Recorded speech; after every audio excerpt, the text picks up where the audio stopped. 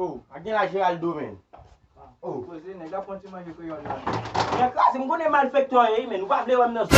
Kon sa men. Yo pale m de ou. Après moun ou konam touye de. Non, ou ki do ba touye moun m pa vle wèm. M konnen pa vle wèm. Tu nek klase m konnen ge poisson pou ban mwen. Wa vin fè pos ou la. M konnen pa vle wèm, m konnen pa vle wèm.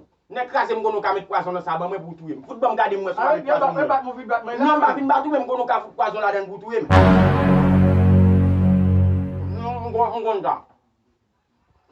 Ou pa vle wèm.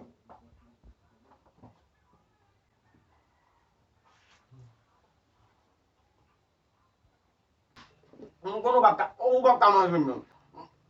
Ma jwè tan wè, m pa ka manje. Ou a kem lo gade je? Ou a kem? Ou a pou m reten? Mwen? Mais M konnen ka manje m. Ou a manje m, ou a ka manje. Ou a prepare poisson pou ban mwen men. Ou a mi a prepare poisson pou ban. manger de bien manger. Ou fin manger la caillou, ou fin pas de poisson.